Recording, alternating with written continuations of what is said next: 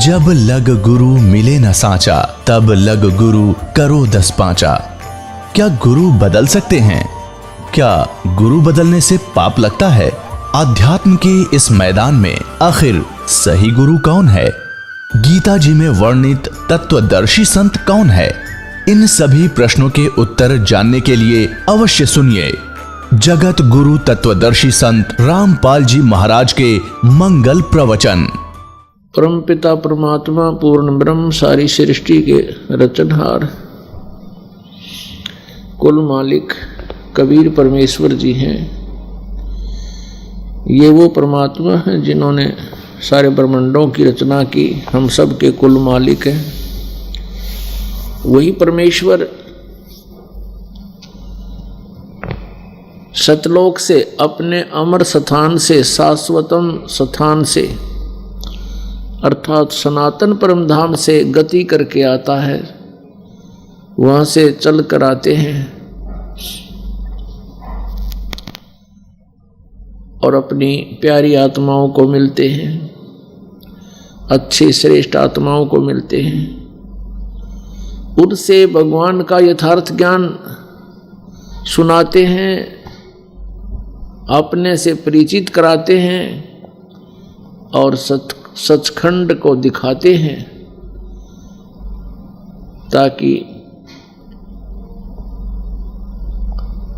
ये प्यारी आत्माएं मुझे पहचान सकें और मुझे देखकर सतलोक से परिचित होकर के ये फिर मेरे समर्थक बन सकें। परमात्मा तत्वदर्शी संत की भूमिका करने के लिए स्वयं ही आते हैं।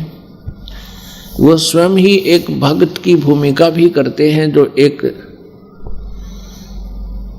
परमात्मा के भक्त में, श्रद्धालु में जो जो गुण होनी चाहिए, विशेषताएं होनी चाहिए, वो भी परमात्मा स्वयं ही एक उदाहरण के लिए आप ही यहाँ चित्रित करते हैं, एक लीला करते हैं। एक अच्छे शिष्य में क्या योग्यता होनी चाहिए, वो भी परमात्मा स्वयं ही एक उदाहरण के लिए रोल करते हैं, भूमिका करते हैं। और तत्वदर्शी संत वो स्वयं ही आकर के यहाँ तत्वदर्शी संत रूप में परमात्मा यानी अपने बारे में यथार्थ ज्ञान अपने मुखारविंद से उच्चारित करते हैं और फिर वो उन प्यारी आत्माओं के द्वारा लिपिबद्ध कर लिया जाता है, लिख लिया जाता है, जो आज हमारे समक्ष है, आज हमारे काम आ रहा है। परमात्मा का वहां से चलकर आने का उद्देश्य क्या था? परमात्मा तत्वदर्शी संत की भूमिका करने क्यों आए? क्या आवश्यकता है उनको यहाँ आने की? क्योंकि हम सभी यहाँ काल के जाल में फंसे हुए हैं। हम सभी प्राणी काल के 21 ब्रह्मांडों के अंदर हम कैद हैं और इसने हमारा दुरुपयोग कर रखा है। हम इस काल यानी 21 ब्रह्मांड के स्वामी ब्रह्म के पुत्र नहीं हैं, हम ब्रह्म की संतान नहीं हैं। ये तो हमसे अपना स्वार्थ सिद्ध कर रहा है। हम पूर्ण परमात्मा कबीर देव की संतान हैं, हम उनके बच्चे हैं। चाहे कोई हिंदू है, चाहे कोई मुसलमान, ईसाई या सिख या कोई भी प्राणी 21 ब्रह्मांड के अंदर बंद है, हम इस काल के नहीं हैं। लेकिन हमें यथार्थ ज्ञान ना मिलने से, परमात्मा की परिभाषा से हम परिचित ना होने से, हम इस काल को यानी ब्रह्म को, अर्थात जिसे सर्वपुरुष भी कहते हैं, क्षर पुरुष, इसी को पूर्ण परमात्मा मान के और इसके द्वारा दिए हुए ज्ञान पर हम आधारित हो गए।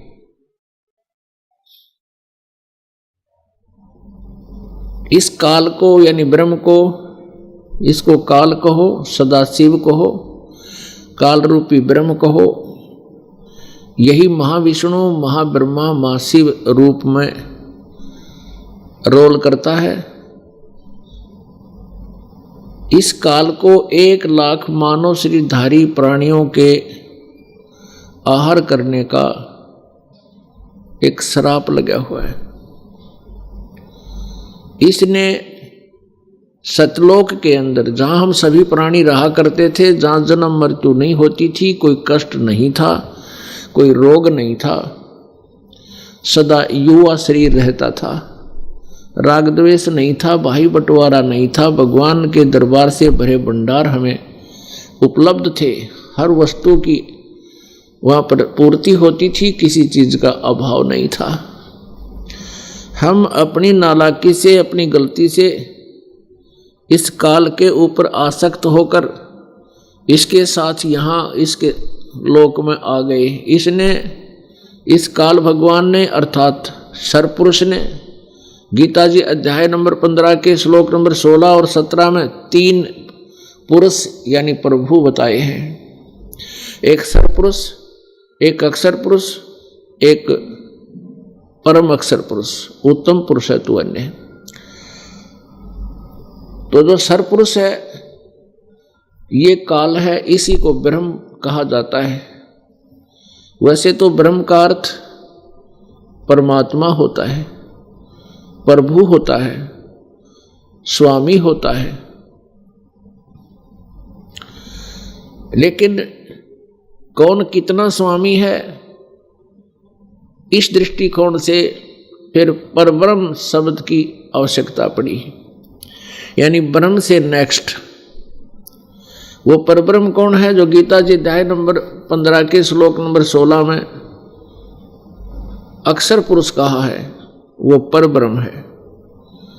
वो 7 शंख ब्रह्मांड का स्वामी है।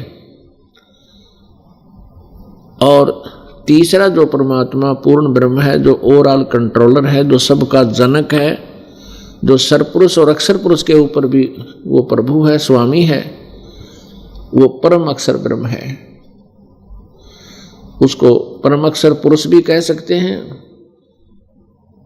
और पूर्ण ब्रह्म भी उसी को कहते हैं। सत्य पुरुष भी वही है। सत्य पुरुष मीन अविनाशी परमात्मा। अब ये 3 मुख्य तौर पर 3 स्वामी हैं, 3 पुरुष हैं, 3 प्रभु हैं।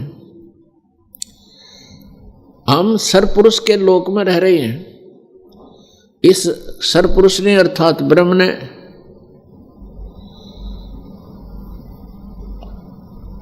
सतलोक के अंदर एक बहुत भयंकर भूल की थी। इसने परमात्मा से अलग राज्य चाहा था। 70 युग 2 बार तप करके इसने 21 ब्रह्मांड तथा 3 गुण और 5 तत्व प्राप्त किए थे। ये सभी ब्रह्मांड ऊपर ही सतलोक के अंदर थे। जब ये तपस्या कर रहा था तो हम सभी प्राणी इसकी तपस्या पर आकर्षित होकर इसकी एक्टिंग देखकर मोहित हो गए। हम अपने मूल मालिक को भूलकर, जो हमें सर्व सुख दे रहा था, कोई कष्ट नहीं था, हम उसके बच्चे थे, हम उस मालिक को छोड़कर इस पर आसक्त हुए। इसकी उस अदाओं को देखकर ये सरपुरुष जब सतलोक के अंदर तप कर रहा था और हम अपने भगवान से हृदय हटाकर इस पर पूर्ण रूप से समर्पित हो गए। फिर इसने जीवों की डिमांड की परमात्मा से। 64 युग तब फिर किया। परमात्मा परमेश्वर कबीर देव जी ने हमारी इच्छा जानकर और हमारे अंदर दोष देखकर हमने स्वेच्छा से यहाँ आना स्वीकार किया था, इसलिए हमें यहाँ भेज दिया कि जाओ खा लो धक्के और देगा तुम न टिंडे, वहाँ जाओ क्या मिलेगा। क्योंकि जब तक हमें ठोकर नहीं लगती तब तक हम सुधरते नहीं, आदत बन गई हमारी। इसने वहाँ पर एक गलती की। परमात्मा ने हम सबको वहाँ से निष्कासित कर दिया। सबसे पहले जिस आत्मा ने काल के साथ आने की स्वीकृति दी थी, उसका परमेश्वर ने स्त्री स्वरूप बना दिया, जो आगे चल के दुर्गा कहलाई।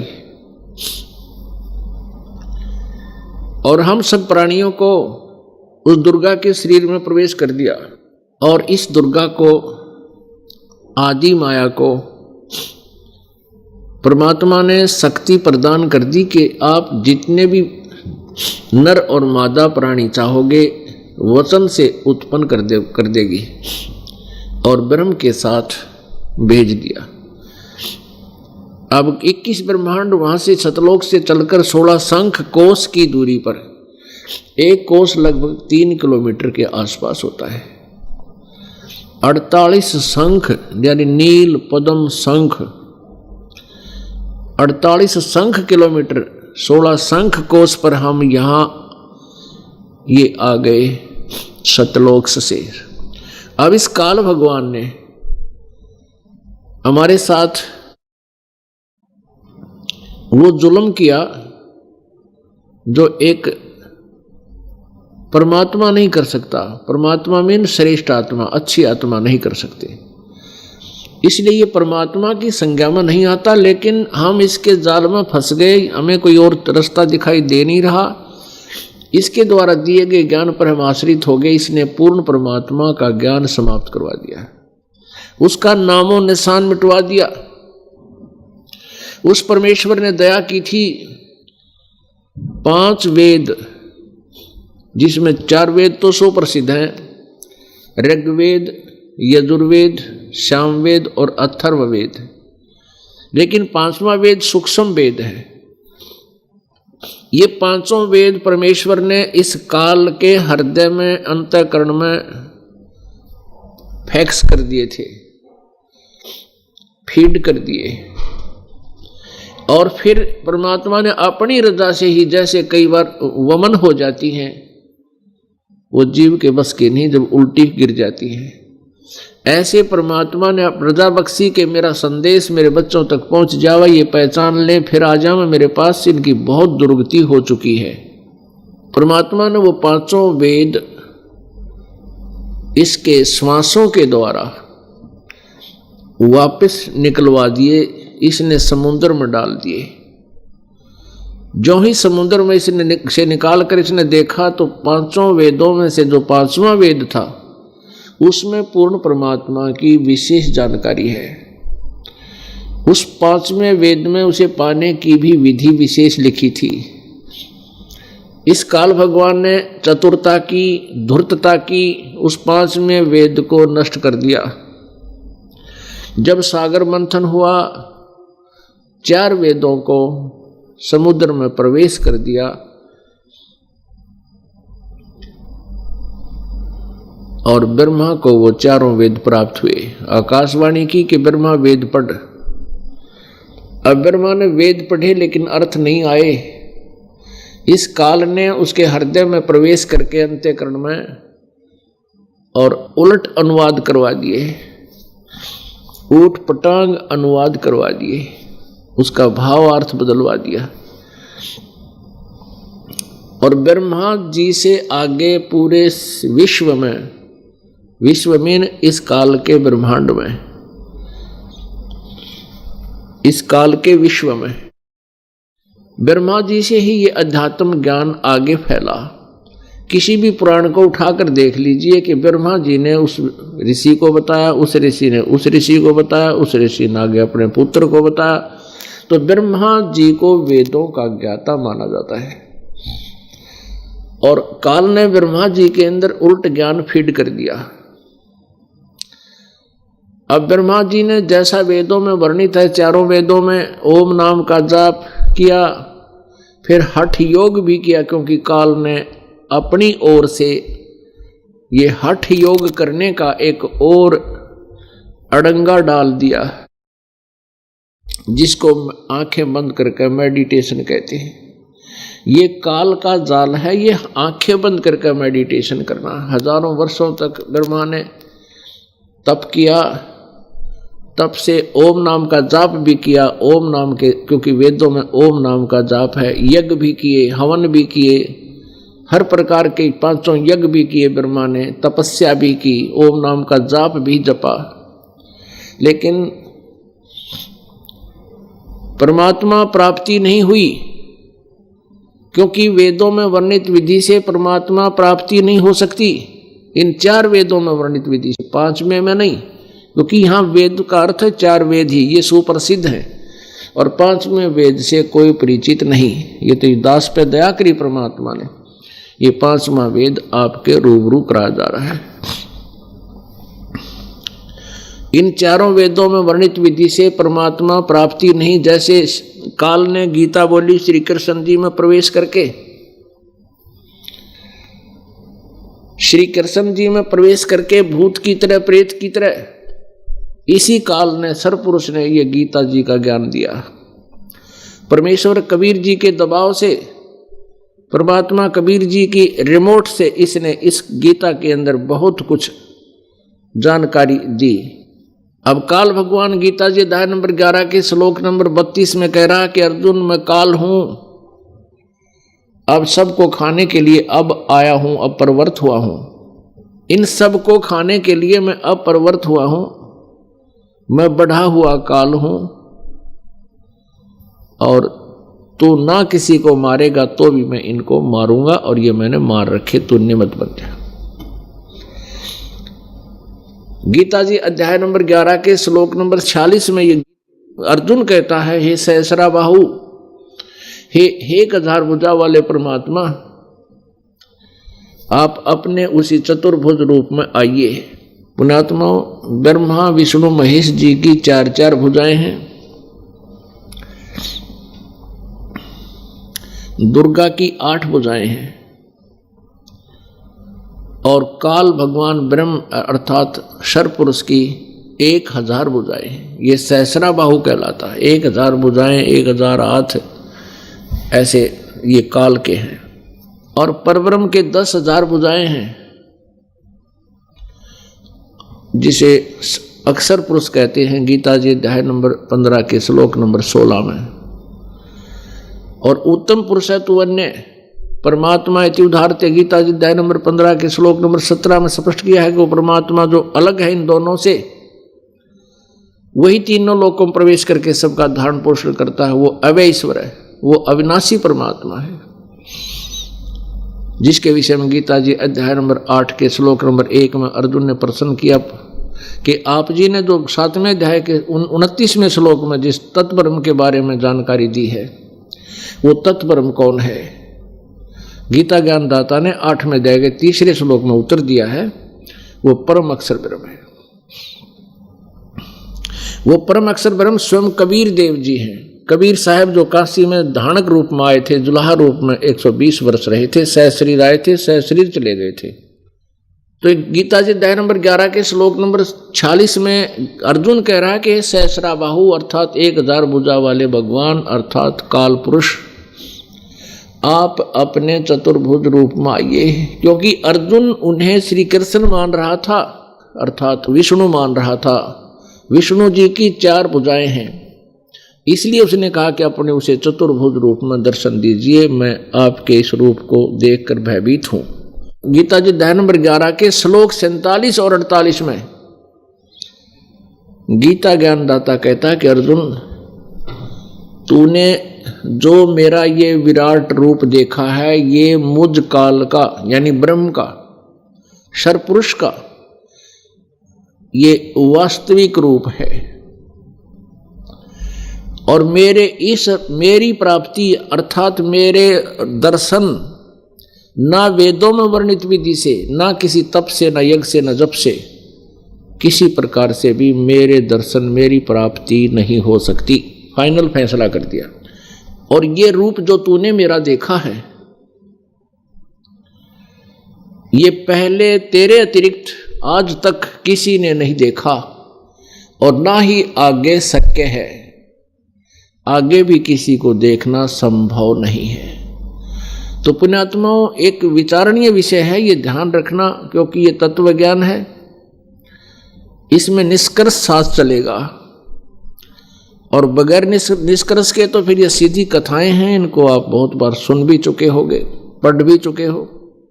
अब एक विचारणीय विषय है, गीता ज्ञानदाता कह रहा है कि अर्जुन, ये मेरा विराट रूप तेरे अतिरिक्त पहले किसी ने नहीं देखा था और ना ही आगे कोई देख सकेगा। तेरे ऊपर मैंने अनुग्रह करके एक रजा बख्श दी, तेरे ऊपर मेहर करके, अनुग्रह माने मेहर करके और तेरे को ये अपना वास्तविक रूप दिखाया।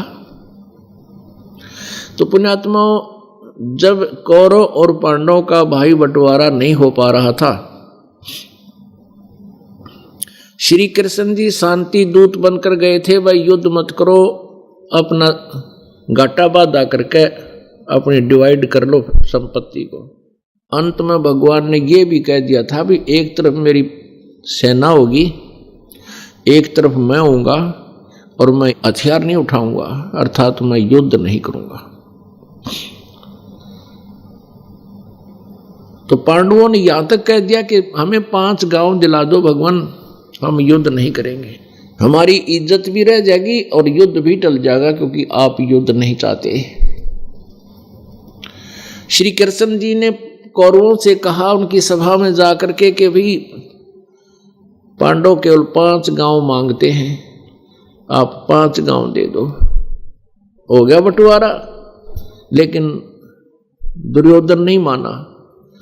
तब भगवान श्री कृष्ण को बड़ा बुरा लगा और दुर्योधन को भली बुरी सुना दी कि तू इंसान नहीं शैतान है दुर्योधन,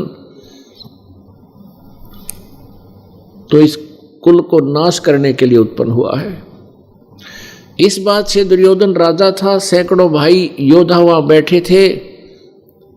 दुर्योधन ने कहा कि सभी इस कृष्ण को पकड़ो और कैद में डाल दो। उस समय श्री कृष्ण जी ने अपना विराट रूप दिखाया था, जिससे वो सब भयभीत हो गए थे। उनकी आंखों में इतनी तेज रोशनी लगी थी, उनकी आंखें चुंधिया गई थी और वो घुस गए थे कुर्सियों के नीचे, और भगवान श्री कृष्ण वहां से निकलकर चले गए थे।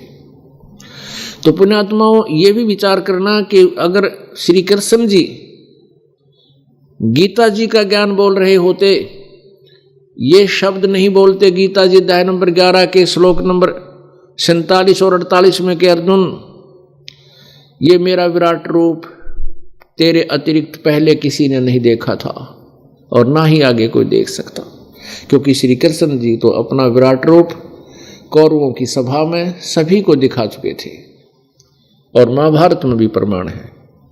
अब हम जो जिस प्रसंग पर आते हैं कि इन ऋषियों ने, महर्षियों ने, ब्रह्मा जी ने वेदों में वर्णित विधि और कुछ काल के द्वारा अलग से थोपा हुआ शास्त्र विरुद्ध साधना, वो दोनों मिलाकर किया। जैसे ब्रह्मा जी जब कमल के फूल पर इसने काल ने रख दिए, युवा थे, और ब्रह्मा जी पहले कोमा में थे, काल ने कोमा में रखा जब तक ये युवा हुए। युवा होने पर कमल के फूल पर रख दिया। उस समय ब्रह्मा जी कहते मुझे नहीं मालूम मैं कहां से उत्पन्न हुआ, कौन मेरा जनक है, मेरा क्या उद्देश्य है, सब जगह जल ही जल था। उसी समय आकाशवाणी हुई कि तप करो तप करो। इस ब्रह्मा जी ने 1000 वर्ष तक तप किया। उसके बाद फिर आकाशवाणी हुई कि सृष्टि करो। तो जो आकाशवाणी ये काल की थी, ये दयाल की नहीं थी। दयाल ने तो जो वेदों में सारी विधि लिखी हुई है कि कैसे साधना करनी चाहिए, कैसे ना करनी चाहिए, बल्कि गीता जी 4 वेदों का सारांश है। इसमें 17वें अध्याय के 5 और 6 श्लोक में ये स्पष्ट किया है कि जो शास्त्र विधि को त्याग कर घोर तप को तपते हैं, वो मुझे भी दुखी करते हैं और परमात्मा को भी, और अंदर जितने भी देवों का वास है इस शरीर के अंदर, हम सबको ये क्रस करने वाले, दुखी करने वाले दुष्ट इंसान हैं। तो कहने का भाव यही, हठ योग मेडिटेशन जो किया जाता है ये व्यर्थ है, ये शास्त्र विरुद्ध साधना है, शास्त्र अनुकूल साधना नहीं है। और शास्त्र विधि को त्याग कर जो मनमाना आचरण करते हैं, मनमानी पूजाएं करते हैं, गीता जी अध्याय नंबर 16 के श्लोक नंबर 23 में कहा है कि वो न तो उनको सुख होता है, ना उनकी गति होती है, और ना ही कोई सिद्धि प्राप्त होती है, अर्थात यूजलेस।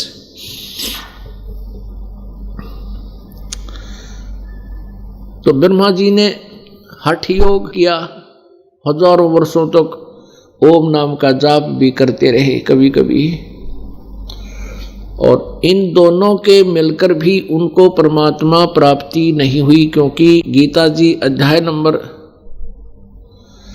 7 के श्लोक नंबर 24 और 25 में स्पष्ट किया है गीता ज्ञानदाता ने कि मैं कृष्ण नहीं हूं, और ये मूर्ख जन समुदाय मुझे मनुष्य मान रहा है, कृष्ण मान रहा है। I am not Krishna. मेरा एक घटिया अनुत्तम माने घटिया अटल सिद्धांत है कि मैं कभी किसी के समक्ष नहीं आता। इसने प्रतिज्ञा कर रखी है, कसम खा रखी है, स्वर्ण ले रखी है कि मैं कभी किसी को किसी भी साधना से, किसी भी क्रिया से अपने ओरिजिनल रूप में दर्शन नहीं दूंगा। इसे ये धोखा देने के लिए क्या करता है, किसी को ब्रह्मा जी के रूप में दर्शन दे देता है, किसी को भगवान विष्णु जी के रूप में दर्शन दे देता है, किसी को शिव जी के रूप में दर्शन दे देता है। जब समाधि लगाकर ये हठ योग करने का डलेड होते हैं तो किसी को विष्णु रूप में दर्शन दे देता है। तो साधक मान लेता है कि ये विष्णु जी सतगुण विष्णु ही पूर्ण परमात्मा है, इसी की महिमा की फिर ना जाने कितने ढेर सारी अनुभव की पुस्तकें लिख डाली, जिनको उपनिषद कहते हैं। ये उपनिषद लोक वेद है, जो वेदों से मिलता है वो तो वेदों की थ्योरी है, लेकिन प्रैक्टिकल इनका अपना अपने हिसाब का है। वो प्रैक्टिकल से जो फिर इन्हें अनुभव हुआ, उस अनुभव को आगे वेदों की सहारा लेकर के, वेदों में वर्णित बता करके अपना अनुभव ठोक दिया। इनको वेदों का ज्ञाता मानकर हम सभी प्राणियों ने ये जान लिया कि महर्षि बड़े साधक थे, बड़े संस्कृत के ज्ञाता हैं, और इन्होंने जो कहा सुना और देखा पढ़ा वेदों से ही जाना, और फिर अभ्यास करके समाधि लगाकर जो अपना अनुभव लिखा ये फाइनल है। लेकिन ये डरे डोए थे, इनको कोई ज्ञान नहीं था। इन्होंने परमात्मा को निराकार लिखा बता दिया, जबकि वेद साकार बताते हैं। तो कहने का भाव क्या है कि इन्होंने वेद नहीं समझ पाए, क्योंकि काल ने इनको अनुवाद और भाव गलत दे दिया, और वही ब्रह्मा से आगे प्राप्त करके सभी ने एक जैसा लोकवेद बना दिया। और वो लोकवेद इतना लंबा चौड़ा इतने समय से चलता आ रहा है। परमात्मा निराकार है, कण कण में व्यापक है, वो तो अंतर्यामी है, कहीं पर भगवान एक स्थान पर नहीं रहता है। ये इनका अपना लोकवेद था, दंत कथा थी, ये वास्तविक ज्ञान नहीं था। इसने प्रतिज्ञा की हुई है कि मैं किसी के समक्ष नहीं आता, ये मेरा अटल घटिया नियम है। घटिया था पर जब भगवान और ब्रह्मा विष्णु महेश का पिता, और पिता भी पुत्रों को दर्शन नहीं दे रहा तो वो दोषी है, उसमें कोई दोष है ना, सामने क्यों नहीं आता के बिजली पड़े। कबीर परमात्मा आए और हजारों बार आए, प्रत्येक युग में आए परमात्मा, 120 वर्ष रह के गए, ढोल के डंके से परमात्मा ने कहा आई एम गॉड, लेकिन नहीं माना, क्योंकि हमारी जो लोकवेद था वो परमात्मा के यथार्थ ज्ञान से विपरीत था। और इन सभी अज्ञानी ऋषि महर्षियों ने अपने लोकवेद के आधार से हमें ये कह रखा था कि भगवान निराकार है, कोई अपने आप को साकार बताता भगवान नहीं है, साकार में कोई कहता मैं भगवान हूँ, भगवान नहीं है। ऐसे हम उस आधार पर पूर्ण रूप से आधारित हो गए, उस गलत ज्ञान पर। अब गीता जी अध्याय नंबर 7 के श्लोक नंबर 24 और 25 में क्या कहता है गीता ज्ञानदाता, बुद्धिहीन पुरुष अबुद्धे मेरे अनुत्तम अविनाशी परम भाव को न जानते हुए, इन्होंने अनुत्तम शब्द लिखा, अनुत्तम का अर्थ अनुत्तम कर दिया, अनुत्तम माने घटिया। बुद्धिहीन पुरुष मेरे अनुत्तम अविनाशी परम भाव को न जानते हुए मन इंद्रियों से परे मुझ सच्चिदानंद परमात्मा को मनुष्य की भांति जन्म कर व्यक्त भाव को प्राप्त हुआ मानते हैं। आप खुद पढ़िएगा, गीता जी तो आप रोज पढ़ा करते, पर ई पढ़ोगे जब आनंद आओगा। देखिए गीता जी अध्याय नंबर 7 का श्लोक नंबर 24, श्रीमद् भगवत गीता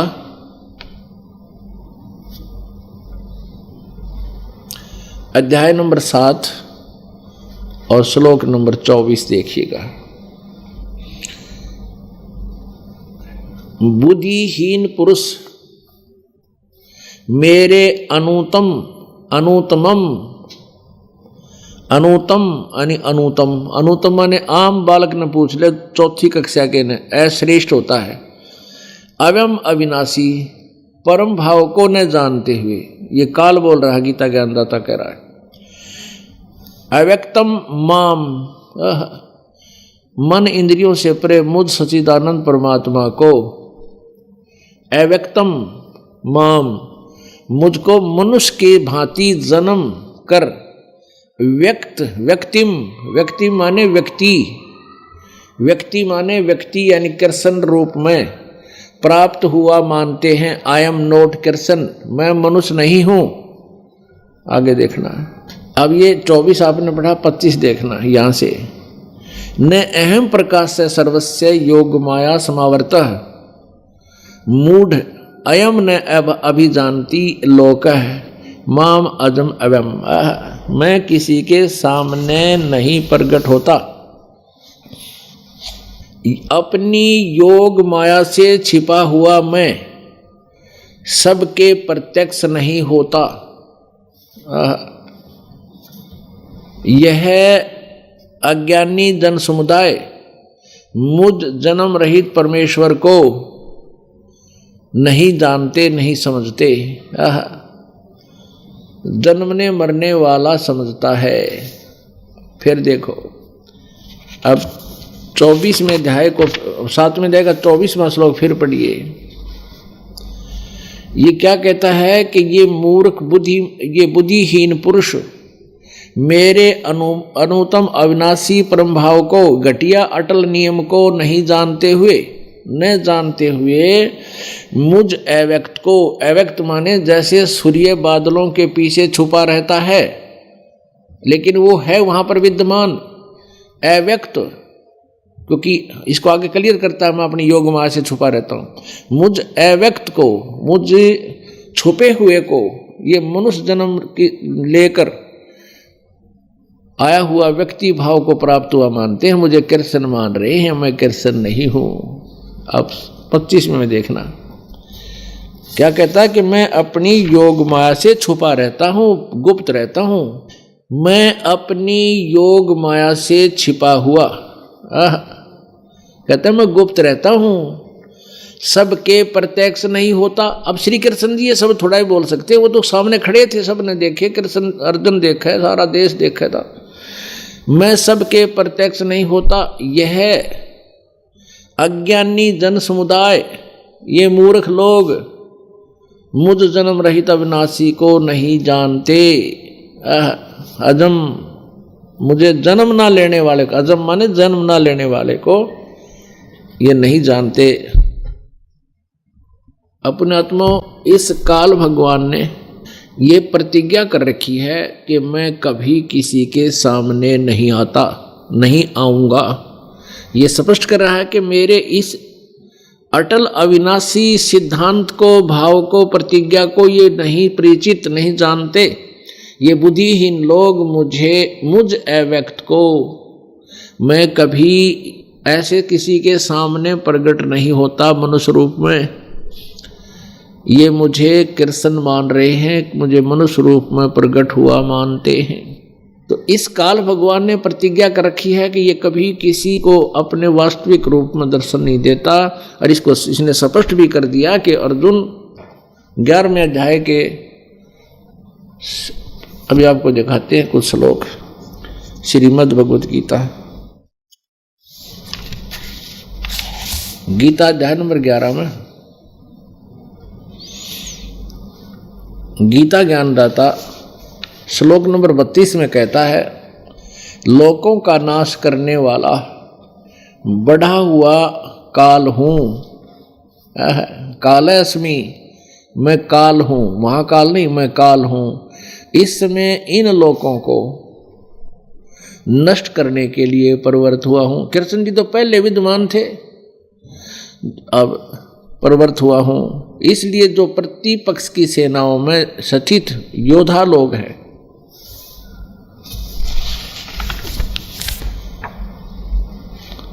वे सब तेरे बिना भी नहीं रहेंगे। अर्थात तेरे युद्ध ना करने से भी इन सब का नाश हो जाएगा। अब गीता अध्याय नंबर 11 के श्लोक नंबर 46 में अर्जुन कहता है, ये देखिए अर्जुन वाच, ये अर्जुन बोल रहा है, हे विष्णु, क्योंकि ये कृष्ण जी को विष्णु मान रहा है, कृष्ण कहते विष्णु को, मैं वैसे ही आपको मुकुट धारण किए हुए तथा गदा और चक्र हाथ में लिए हुए देखना चाहता हूं। इसलिए हे विश्वरूप सहस्रा बाहो, हे सहस्र बाहो 1000 भुजा वाले, आप उसी चतुर्भुज रूप से, चतुर्भुजेन रूपेण, चतुर्भुज रूप से प्रकट होइए। अब देखिए यहां कमाल कर 47 में ये काल बोलता है, श्री भगवान उवाच, हे अर्जुन, अनुग्रह पूर्वक मैंने अपनी योग शक्ति के प्रभाव से यह मेरा परम तेजो में यानी विराट रूप, सबका आदि सीमा रहित विराट रूप तुझको दिखलाया है, जिसे तेरे अतिरिक्त दूसरे किसी ने पहले नहीं देखा था। इससे सिद्ध हो गया कि गीता ज्ञानदाता श्री कृष्ण नहीं है, ये काल बोल रहा है श्री कृष्ण में प्रवेश करके प्रेत की तरह। अब गीता अध्याय नंबर 11 के श्लोक नंबर 48 में, हे अर्जुन, मनुष्य लोक में इस प्रकार विश्व रूप वाला मैं न वेदों और यज्ञों के अध्ययन से, देखो खुद कहता है कि जो मैंने तुझे अब दिखाया है ना अपना रूप, ये मेरा असली रूप है। और हे अर्जुन, मनुष्य लोक में इस प्रकार विश्व रूप वाला मैं न वेदों में और न यज्ञों के अध्ययन से, वेद यज्ञाय अध्ययन, यज्ञाध्ययन, वेदों और यज्ञों के अध्ययन से, इसका अर्थ ये बनता है वेदों के अध्ययन से और यज्ञ करने से और न दान से और न क्रियाओं से और न उग्र तपों से तेरे अतिरिक्त दूसरे के द्वारा देखा जा सकता हूं। अब स्पष्ट कर दिया इसने, हे अर्जुन, अनुग्रह पूर्वक मैंने कृपा करके मैंने अपनी योग माया योग शक्ति के प्रभाव से यह मेरा परम तेजो में सबका आदि सीमा रहित विराट रूप तुझको दिखलाया है, जिसे तेरे अतिरिक्त दूसरे किसी ने पहले नहीं देखा था। वो तो कौरव की सभा में दिखा चुके हैं भगवान श्री कृष्ण। तो ये नहीं कहते, अगर श्री कृष्ण बोल रहे होते ये शब्द नहीं बोलते।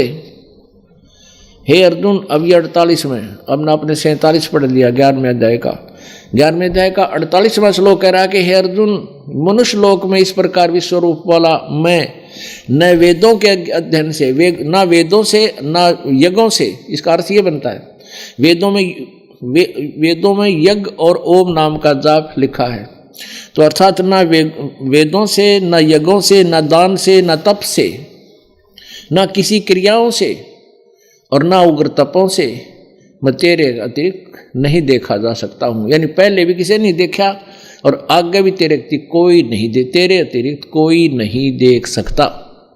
अपने आत्माओं, यहाँ एक आगे 48, 49 और 50 में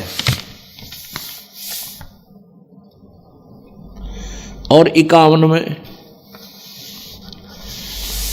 आगे और थोड़ा सा क्लियर किया, इसलिए यहां भ्रमित हो जाते हैं गीता ज्ञान के अनुवाद करता।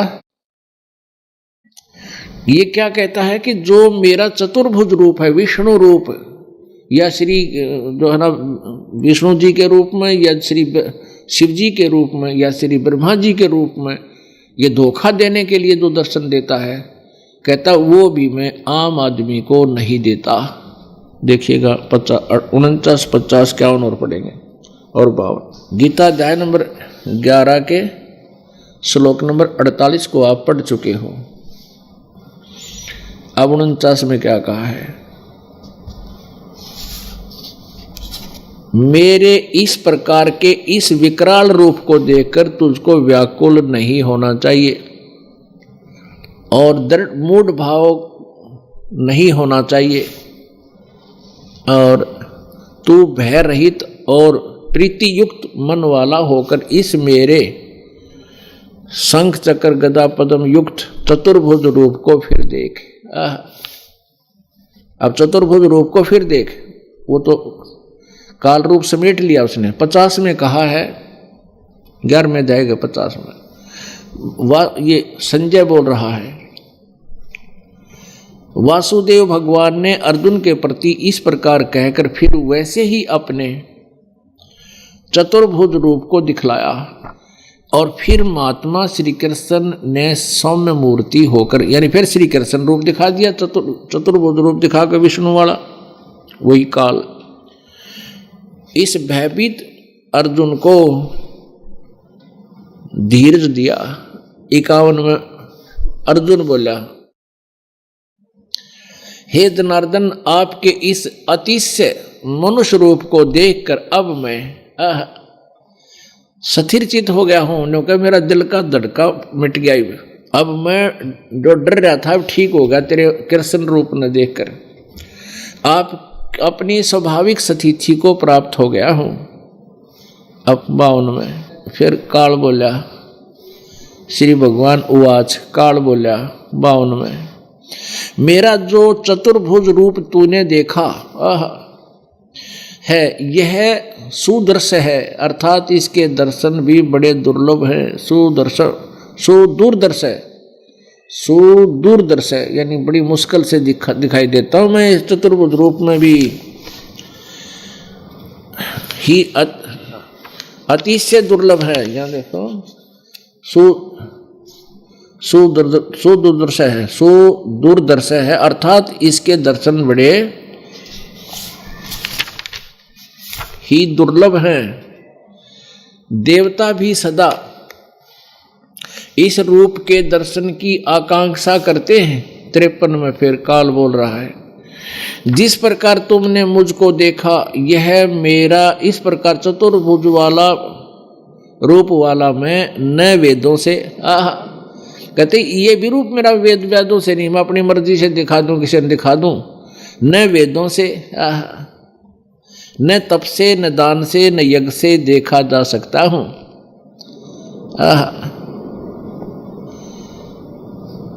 परंतु हे परंतप अर्जुन, काल बोल रहा है, अनन्य भक्ति के द्वारा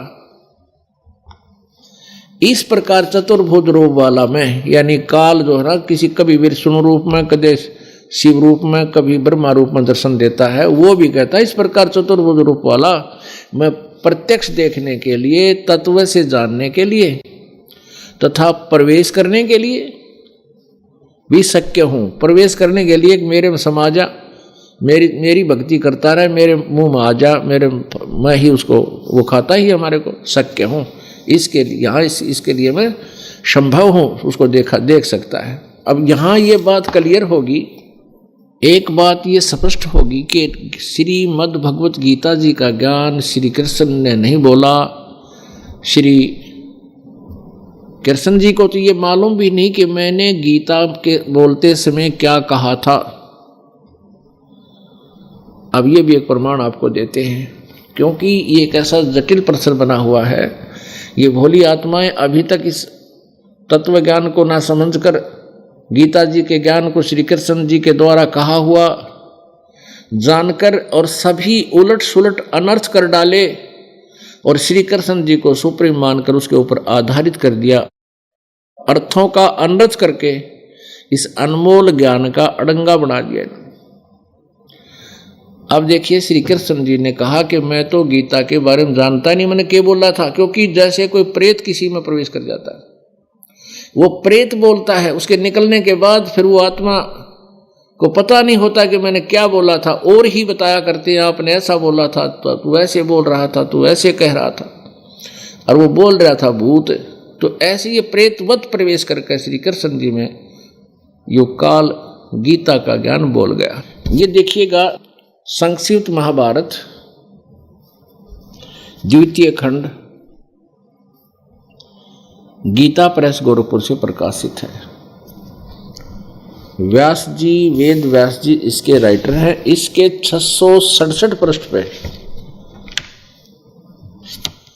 इसके संपादक हैं जयदयाल गोविंदका, जो गीता जी के अनुवादक भी हैं, संपादक तथा संशोधक गीता प्रेस गोरखपुर, गीता प्रेस गोरखपुर से प्रकाशित और मुद्रित है। इसके 667 पृष्ठ पर हम चलते हैं। ये देखिएगा, ये है 667 पृष्ठ। श्री कृष्ण का अर्जुन से सिद्ध महर्षि और कश्यप का संवाद। जन्मेजय ने पूछा, ब्रह्मन शत्रुओं का नाश होने के बाद जब महात्मा श्री कृष्ण और अर्जुन सभा में बैठकर वार्तालाप कर रहे थे, उस समय उनमें क्या क्या बातचीत हुई। वैशंपायन जी कहते हैं, राजन, श्री कृष्ण के सहित अर्जुन ने जब अपने राज्य का पूरा अधिकार प्राप्त कर लिया तो वे दिव्य सभा भवन में आनंद के साथ रहने लगे। एक दिन सज्जनों से घिरे हुए वे दोनों मित्र स्वेच्छा से घूमते घूमते सभा मंडप के ऐसे भाग में पहुंचे जो स्वर्ग के समान सुंदर था। पांडव नंदन अर्जुन श्री कृष्ण के साथ रहकर बहुत प्रसन्न थे। उन्होंने एक बार उस रमणीय सभा की ओर दृष्टि डालकर भगवान से ये वचन कहा, देवकी नंदन, जब युद्ध का अवसर उपस्थित था उसमें मुझे आपके माध्यम का ज्ञान और ईश्वरीय स्वरूप का दर्शन हुआ था, किंतु केशव, आपने स्नेहवश पहले मुझे जो ज्ञान का उपदेश किया था वह सब इस समय बुद्धि के दोष से भूल गया है। यानी जो गीता ज्ञान सुनाया था युद्ध के दौरान, अब मैं भूल गया। अर्जुन बोल रहा है, उन विषयों को सुनने के लिए बारंबार मेरे मन में उत्कंठा होती है कि वो ज्ञान गीता वाला मुझे फिर सुना दे, मैं सुनना चाहता हूँ। इधर आप जल्दी ही द्वारका जाने वाले हैं, अतः पुनः वह सब विषय मुझे सुना दीजिए। पुण्यात्माओं, अर्जुन भगवान श्री कृष्ण जी से कह रहे हैं कि भगवान, जो गीता जी का ज्ञान आपने युद्ध के दौरान सुनाया था उसको मैं भूल चुका हूँ और वही ज्ञान मुझे फिर सुनाइए, मेरी बहुत प्रबल इच्छा है सुनने की।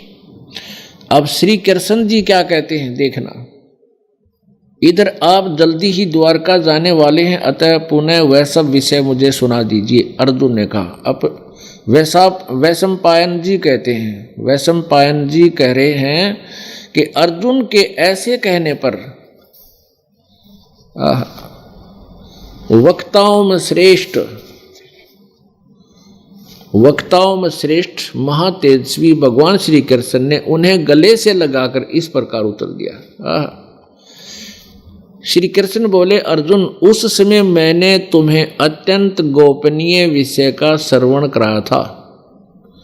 अपने स्वरूप भूत धर्म सनातन पुरुषोत्तम तत्व का परिचय दिया था और नित्य लोकों का भी वर्णन किया था, किंतु तुमने जो अपनी नासमझी के कारण उस उपदेश को याद नहीं रखा, यह जानकर मुझे बड़ा खेद हुआ है।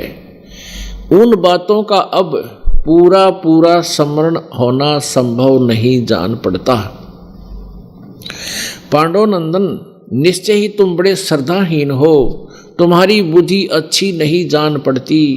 अब मेरे लिए उस उपदेश को ज्यों का त्यों दुहरा देना कठिन है, क्योंकि उस समय योग युक्त होकर मैंने परमात्म तत्व का वर्णन किया था।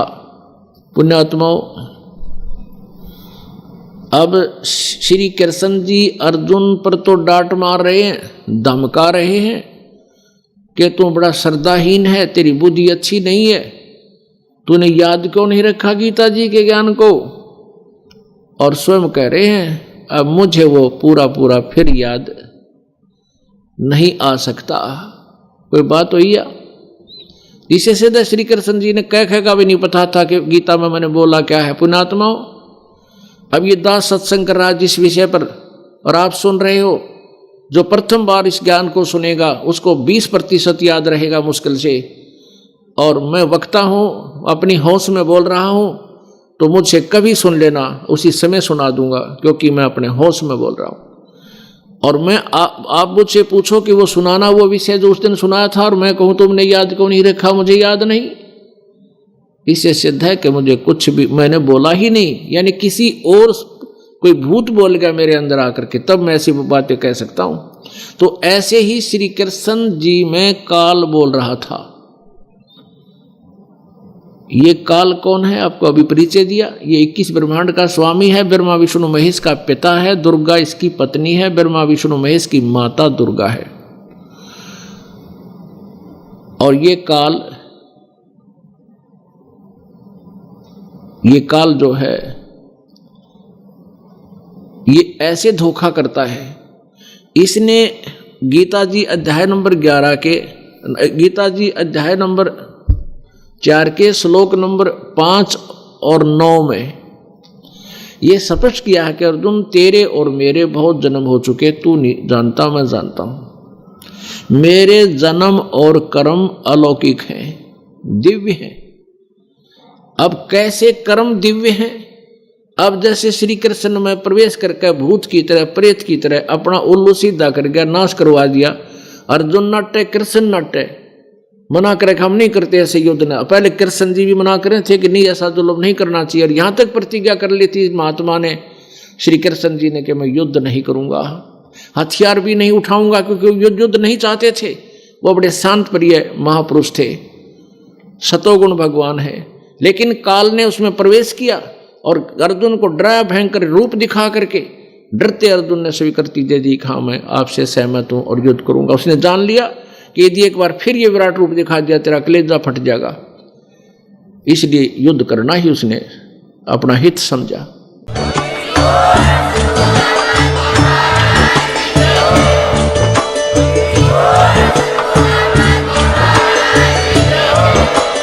आप सुन रहे थे जगत गुरु तत्वदर्शी संत रामपाल जी महाराज जी के मंगल प्रवचन। अधिक जानकारी के लिए विजिट कीजिए हमारी वेबसाइट www.jagatgururampalji.org। संत रामपाल जी महाराज जी के शुभ आशीर्वाद से पूरे विश्व भर में 500 से भी ज्यादा नाम दीक्षा केंद्र हैं, जिन पर संत रामपाल जी महाराज जी द्वारा ऑनलाइन निःशुल्क नाम दीक्षा दी जा रही है। अपने नजदीकी नाम दीक्षा केंद्र का पता करने के लिए संपर्क करें 8222880541।